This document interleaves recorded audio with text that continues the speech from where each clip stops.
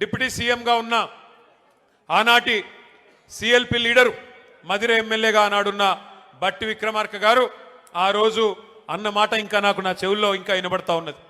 Guarantee కార్డులు పట్టుకొని ఆ రోజు ఆయన చెప్తా ఉన్నాడు, భద్రంగా పెట్టుకోండి, గ్యారంటీ కార్డులు భద్రంగా దాచిపెట్టుకోండి. 100 రోజుల్లో ఇది చాలా విలువైన కార్డు.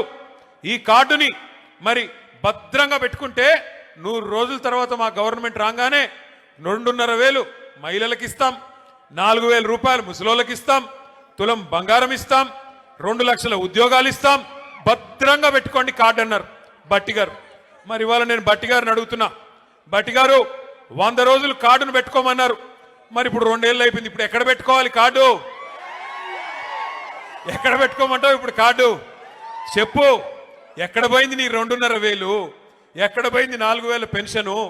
ఎక్కడ పోయింది తులం బంగారం? ఎక్కడ పోయినాయి స్కూటీలు? ఎక్కడ పోయినాయి విద్యా భరోసా కార్డులు?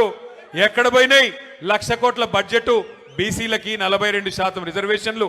చెప్పుకుంటూ పోతే 420 హామీలు. ఒకటి కాదు, 2 కాదు. సర్వభ్రష్ట ప్రభుత్వం ఇది.